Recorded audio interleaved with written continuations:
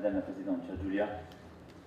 Je ne vais pas répéter ce qui a été dit. Je pense que c'est une étape importante que nous avons franchie aujourd'hui et qui correspond à l'engagement que nous avions ensemble souhaité. 10 présidents et chefs de gouvernement étaient présents, plus de 60 ministres du monde entier, et des nouveaux bailleurs sont rentrés dans le club, comme les Émirats arabes unis, qui ont fait une contribution importante.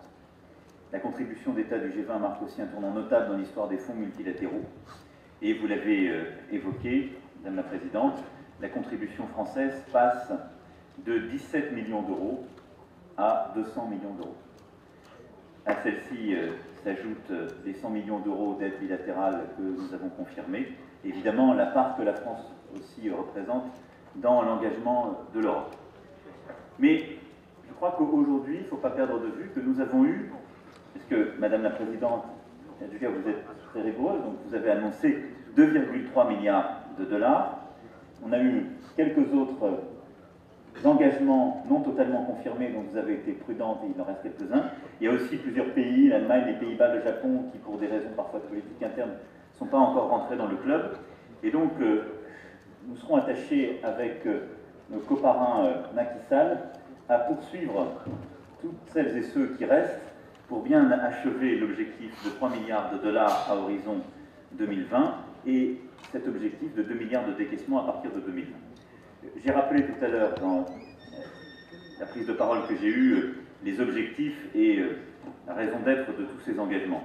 Je veux dire ici simplement que notre volonté, c'est véritablement d'utiliser à plein ce que le PME permet de faire et d'avoir une stratégie à la fois en développement d'offres éducatives, de construction d'écoles, de collèges, de lycées, mais également de formation des enseignants.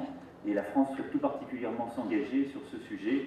Nous allons développer une stratégie justement pour former les formateurs et éduquer les maîtres avec le ministre de l'Éducation nationale. C'est une stratégie que nous voulons poursuivre en partenariat avec l'ensemble des pays qui en ont besoin. Je voulais aussi remercier le président Macky Sall pour son accueil à l'occasion de ma première visite au Sénégal.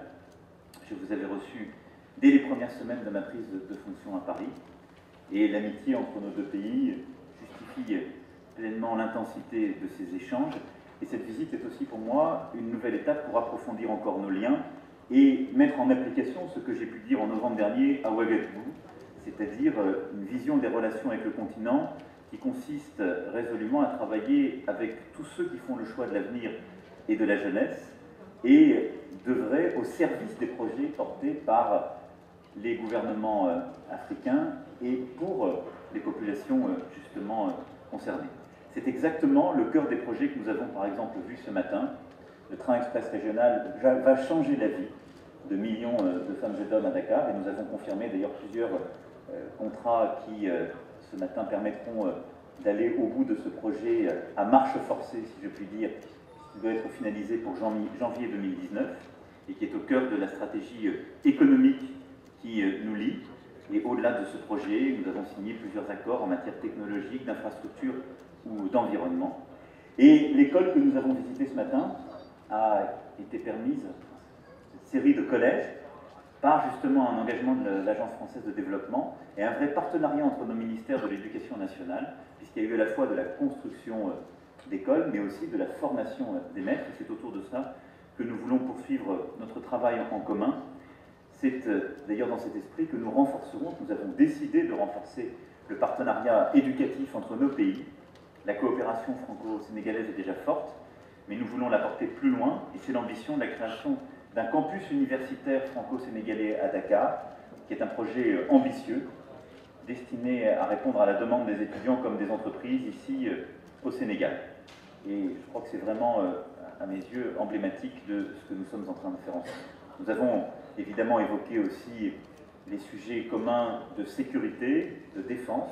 Nous avons des forces françaises qui sont présentes ici. Nous avons pris, au-delà de l'école de formation d'armée de l'air, la décision d'avoir une école de formation en cybersécurité ici et d'en faire un hub régional, ce qui est, je dirais, fidèle à l'engagement conjoint que nous avons en matière de sécurité. Enfin, et je finirai là-dessus, Nous œuvrons ensemble pour l'un de ces biens communs qu'est l'éducation, sur lequel j'ai souhaité que la France s'engage beaucoup plus fortement qu'elle ne l'était jusqu'alors, en particulier en Afrique. Il y a un autre bien commun sur lequel nous nous engageons fortement ensemble, et nous y serons demain, si je puis dire, en tout cas dans un lieu symbolique, c'est l'environnement.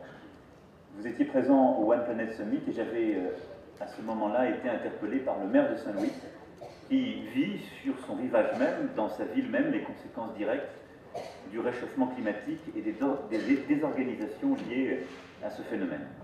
J'avais pris l'engagement de venir, c'est ce que nous ferons demain, en faisant aussi des annonces concrètes, directes, et qui changeront la vie des Sénégalaises et des Sénégalais en lien avec les projets que vous portez pour Saint-Louis, parce que c'est aussi ainsi que nous voulons forger la relation bilatérale. Enfin, nous sommes l'un et l'autre profondément attachés à la francophonie, une francophonie ouverte, mondiale, rayonnante, et je dois dire que le Sénégal, j'étais il y a 2 jours en Tunisie, jusqu'à hier, pardon, en Tunisie, vous avez cela en commun, ce sont 2 grands pays qui ont porté la francophonie et qui l'ont créée. Beaucoup de gens pensent que c'est la France, c'est faux. Et ce Sénégal qui a tant porté la francophonie incarne justement cette vision du français qui rayonne. C'est pourquoi j'ai aussi tenu à être accompagné pour ce déplacement par des personnalités sénégalaises ou franco-sénégalaises talentueuses, artistes, photographes, stylistes, entrepreneurs, une jeune génération qui fait rayonner le Sénégal et fait vivre cet imaginaire commun, ce qui fait aussi partie des projets que nous souhaitons justement porter en Afrique. Merci beaucoup, Président. Merci, Madame la Présidente, pour